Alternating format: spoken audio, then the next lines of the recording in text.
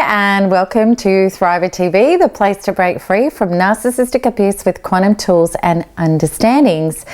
This week's Thriver TV episode is a really important one, probably one of the most important ones that I've done to date. And the reason being is because, well, for number one, breaking no contact is a really common thing that happens in the abuse recovery community. And number two, it's one of the most terrifying and the lowest points that we can feel and be in. It's when we're panicked and traumatized the most. And often that's because when we do make contact with the narcissist after a period of time of having a break, naturally, of course, we're going for some type of, comfort or understanding or validation or love. And what is much more likely to happen is that we're going to be met with disdain or indifference or blame or stonewalling or accusations, shifting all of the blame back onto us.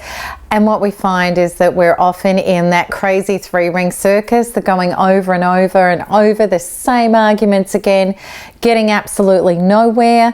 And we might have the narcissist hang up on us or turn their phone off, and we find ourselves like this crazy person trying to connect and leaving messages and ringing, and then we just can't even cope with our day. The things around us, we're just completely a mess.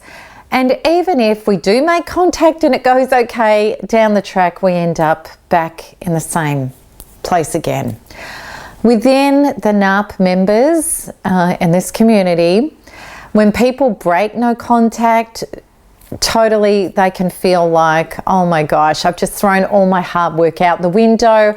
I was going for weeks and months and staying away and staying off the addiction to the narcissist, or even longer, and I've caved in, I've done it, and I feel like I'm back at square one. Have I thrown everything out the window? And it's common to break no contact. I did it after a year. The last time I did it with narcissist number one, it was a year of no contact and I broke no contact. So when people say that to me and they feel like that in the community, I totally relate, because with narcissist number one, I was like that continuously. Every time I broke no contact, I'd feel like a heroin addict picking up the needle again, or an alcoholic who had a bust, or just the most horrible things. But I really want you to understand this. If you are working with this in a quantum way, you are not back at square one.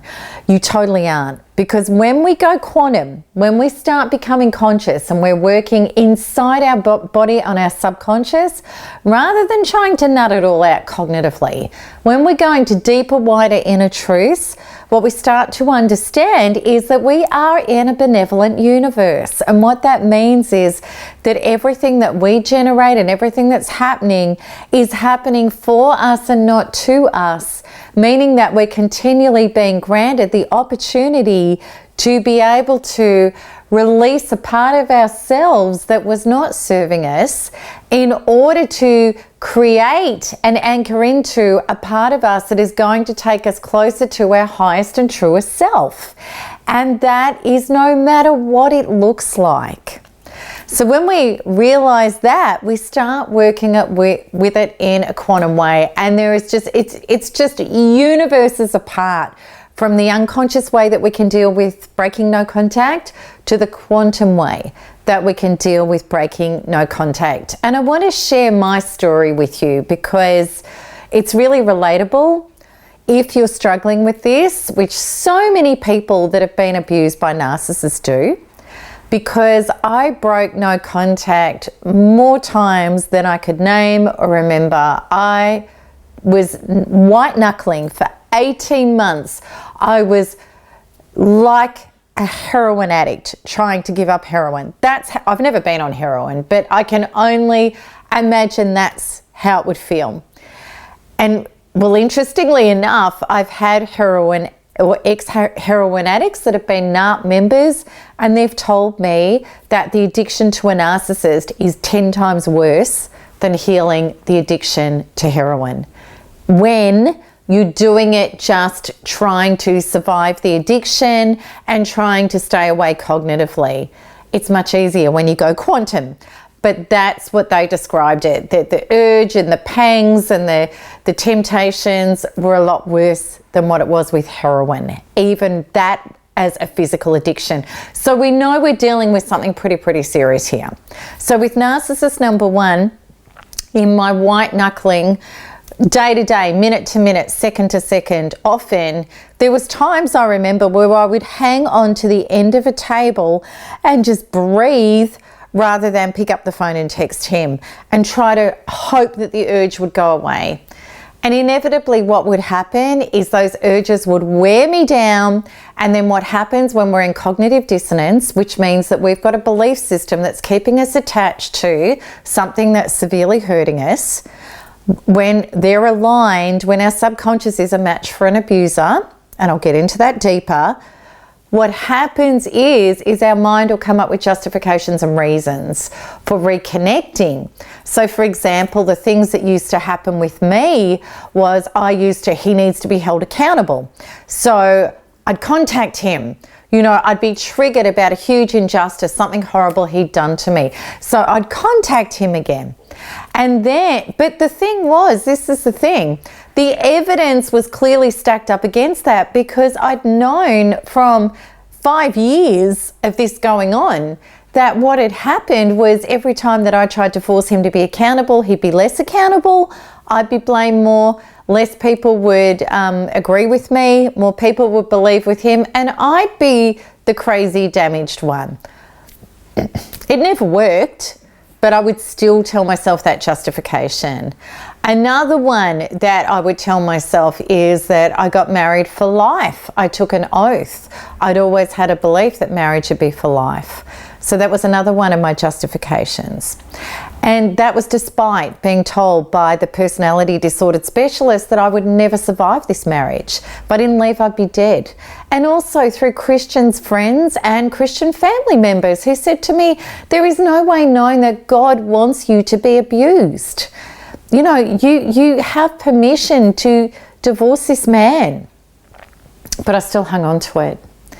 And I hung on to all sorts of things and all sorts of reasons. And when I was in my cognitive dissonance, of course, I was like any addict. And what happens in an addict is we're trying to re-hook to the source of the addiction. The reason being, addictions are symptoms. Addictions are the trying to self-medicate something deeper. However, the addiction itself, what happens is a peptide addiction. So the cells of our body get literally addicted to strong emotional charges and states. So this is how, for example, child armies in Africa get programmed through huge emotional surges. They're programmed and their body chases that, and they actually get addicted to those states. And that's how anybody can be programmed into anything. But what happened with us with narcissistic abuse is which is really our young unhealed wounds that the narcissist is bringing up and smashing up to the surface, re-energizing them hugely, is we're having these surges of helplessness, powerlessness, our own vulnerabilities and our fragility and our terror of annihilation, literally, is what's going on inside of our body when we're with a narcissist. And because we're getting that many regular surges of it, and we're getting that much of it going on in our cellular structure, is that our body will start chasing it. We'll start chasing the source of that strong, powerful emotion. For good or bad, it makes no difference. So all of our body, until all of that's dismantled and the peptide addiction cycle is broken, until that happens, our body is literally doing everything and anything it can, screaming out for give me more of that. Get me back in contact with the source of that addiction. So then our brain comes up with all of these excuses to do it, even though a deeper, wiser, more infinite part of ourselves knows no way should I be doing this. So for me, you know, I had all the classic cognitive dissonance excuses, which any addict does, whether it be cigarettes, alcohol, drugs, whatever. I would say, well, just one more time. I'll see him just one more time. And then tomorrow, I'll never see him again. I'll make that decision. Or I'd say things like, well, you know, seeing him for dinner once a week really isn't hurting anybody. And then this old chestnut, which is one of the most craziest false beliefs and excuses that we can ever have. So, you know, I was in personal development, you know, I'm in therapy. I'd been spiritual for ages. I hadn't yet found the quantum work in my own body at my subconscious level. I was still doing it all cognitively. But what I thought was, you know, this is actually really good seeing him once a week, because I'll get triggered, I'll know what to work on, and he's helping me evolve myself. That's the biggest BS reason. A lot of people have used it in the community, and it's the definition of sadness. Our wounds are already energized and eating us alive. We don't need to keep doing them day after day, week after week, week after week to heal them. That's just a ridiculous excuse, but I convinced myself of it. So this was the sort of stuff that was going on with narcissist number one.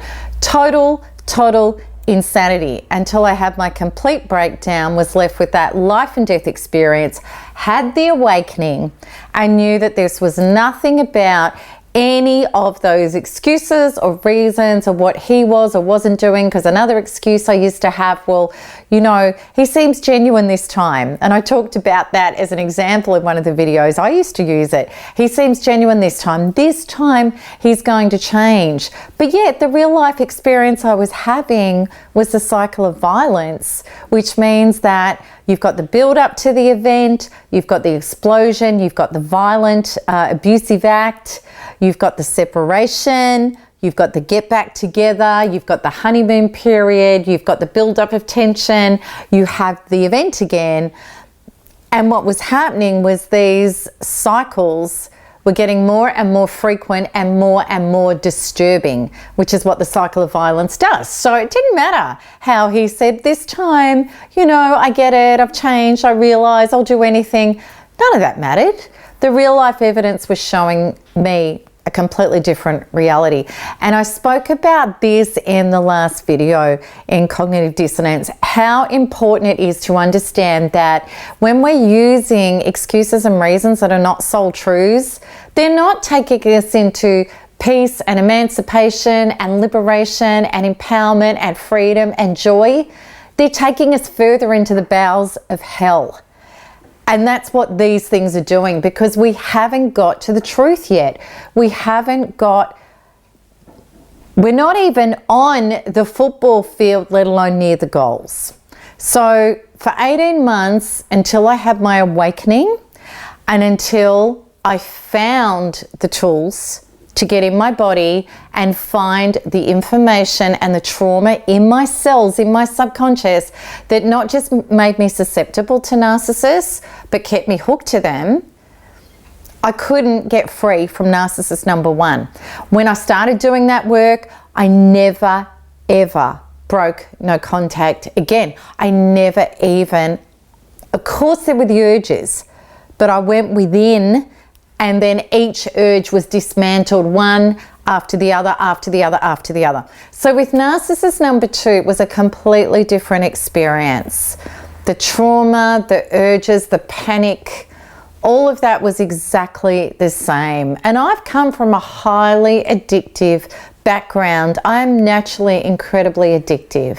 So I was very, very primed to get addicted to a narcissist. Absolutely. Narcissist number two, to my complete shock and horror, it happened again.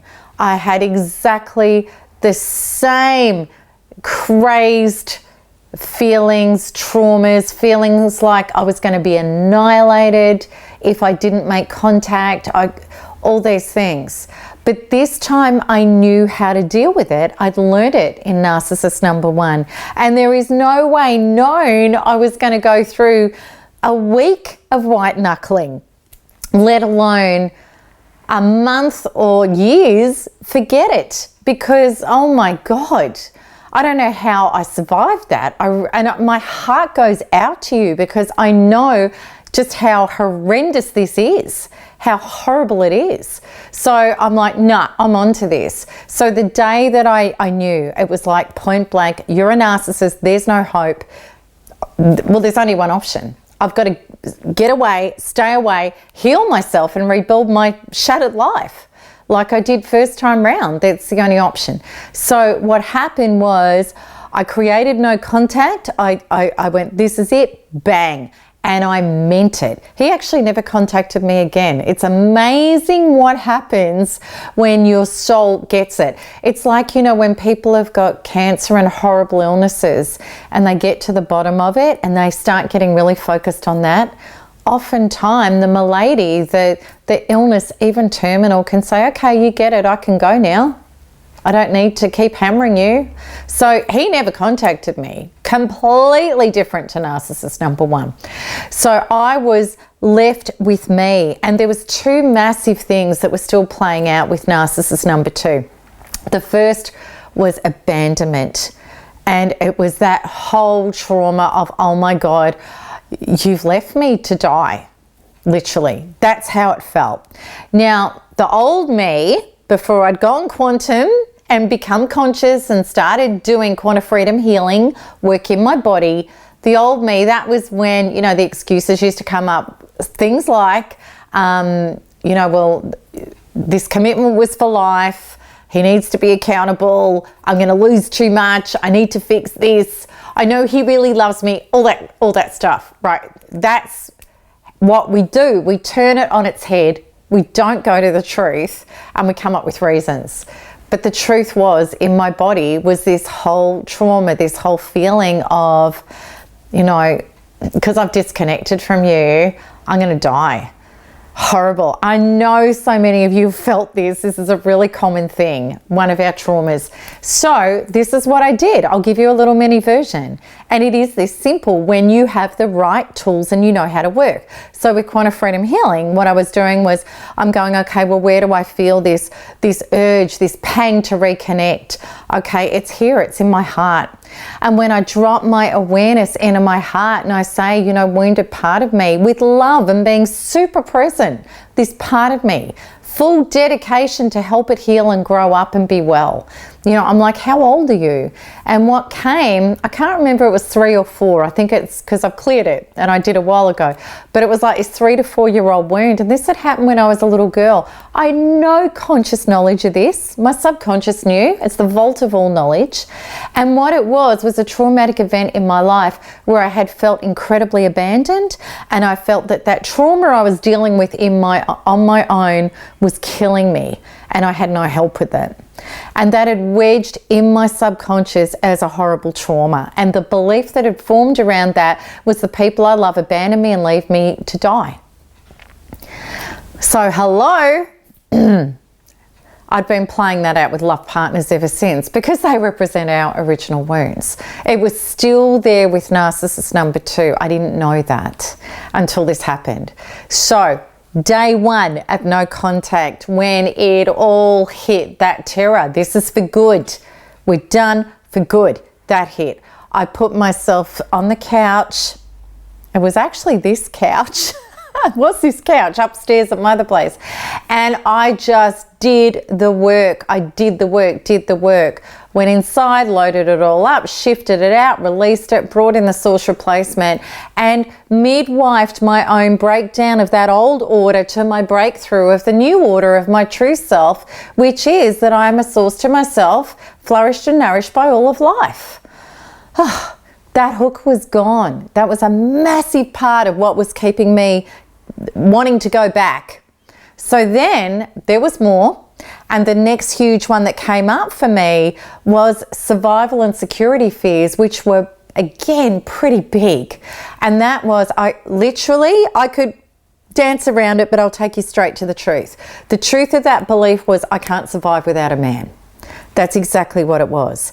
Now, when I went to that, and I remember it, when I went to that was in the deeper regions. That was sitting down around solar plexus towards deeper in my belly. And that was ancient. That was generational. that I'd got from my ancestors. I was born with that. My mother had never been without a relationship all of her adult life. The women from both sides of the family were highly dependent on men. They hadn't made their own way. And I remember watching a documentary, and it was ironic. It was actually around the same time. I was at a girlfriend's and we're watching TV, and there was a documentary which was in the 1800s on Melbourne about how before legislation and women had the right to vote, etc., that if a man was divorcing his wife, she had no rights to property, children or money. Need I say any more? So our DNA hasn't had and that's in a civilized country. And actually that was stock standard for America, England, UK. It was actually Australia that broke through and got the female vote through first, interestingly enough. But look it up, it's pretty fascinating. But what it means is, especially for women, and I'm not discounting men, you've had horrific, programmed, painful ancestral beliefs as well that have put you in the firing line of narcissists.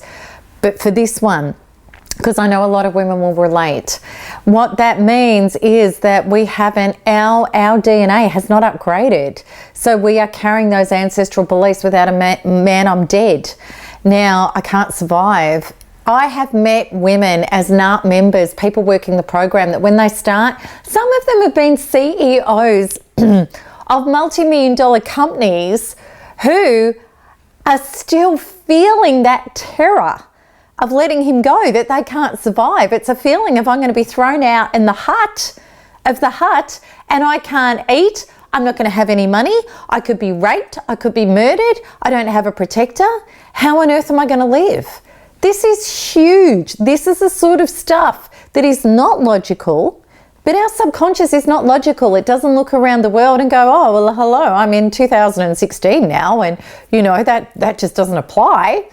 Your subconscious doesn't have a functioning conscious faculty. It just believes whatever strong emotional charges it has received or inherited that have had beliefs form around them, until reprogrammed, which is exactly what we need to do. So that's, you know, a huge benefit is we're no longer a part of the same vibrational trauma. So we no longer feel addicted. And in fact, you know, after 3 days of those 2 wounds and dedicating myself to them with narcissist number 2 and up-leveling them, I was like, oh, when I thought of him, I'm like, poof. I was even like 3 days later, I'm like, what did I even see in him? I've got no attraction, and there was nothing else that came up, and I was ready to tackle it if it did, but nothing else came up with narcissist number 2. So, but that's only the beginning. That is just only the beginning. That's just scraping the surface. Because when you really think about this, what are the real benefits? The massive benefits. How derailing is it for anybody that is carrying the beliefs that if I separate from you or if you abandon me, I can't survive? And, you know, without you, I can't survive. On an emotional and on a security and a survival level, how derailing is that? Because what used to happen in my previous life until this was I'd play it safe. I'd try to keep the peace. I would walk on broken glass. I would really struggle to let people go. I had all sorts of scarcity consciousness beliefs that if I let go, what if something better doesn't come along? Maybe this was my only opportunity. Maybe I need to make this work. So I was being stunted and also had a tendency to accept less than or even roll around with stuff that wasn't healthy for me, trying to transform it into stuff that was because of those beliefs. I wasn't free to be a generative source on my own, which is every time I let go of something that's not a truth to me, I open up to source and life flowing through me as me, which is a greater and higher expression of where I was on the trajectory previously. And this is how we start living quantum. When we reprogram our beliefs. Now I experienced that. You know, after narcissist number 2, I catapulted into a higher expression, much higher than I was even after narcissist number 1. You know, on a business level, on a personal level, on a relationship level, on a travel level, on an expansion level, into the levels of, I believe that I'm free to generate my reality and my truths and my true self with all of life. No longer dependent and reliant on specific people or situations or anything. That was the true freedom to be myself and to keep growing myself. So what happens in this community with NARPers, people on the Narcissistic Abuse Recovery Program who break no contact, and it's common. It's really common. And when they say things like, well, Melanie, does this mean that I'm back at square one? No. No, no, no, no, you're not. You're not. What it means is that if you go inwards to your wound, if you stop thinking it's about them, and if you stop coming up with all of your cognitive head excuses, and you actually go straight into your body and go, where's this urge? And you track it, and you use quantum freedom healing, which is what people do on the NARP program, is they find the original wounds, they up-level them, and they not only free themselves from the narcissist, they free themselves from their own limiting, derailing beliefs that they've probably had all of their life that have been limiting them. So what happens is you go up to the next highest expression of yourself, you get more and more free of the narcissist, you get more and more cured of the addiction, and every area of your life starts to blossom and bloom as a result of the work that you're doing. So it's a gift. That's why these people are aids. That's why everything is happening for us and not to us.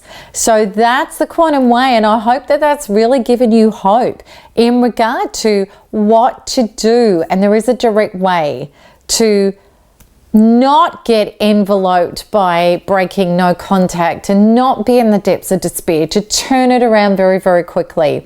And I would love you to come and join me on the blog with this conversation, because we'll have a really great conversation, I think, about this. So come to blog.melanietoniaevans.com. Or click the link that appears on this video. And that's it for me. So you know what to do. The same as always, keep smiling, keep healing, and keep thriving, because there's nothing else to do. Lots of love. Bye-bye.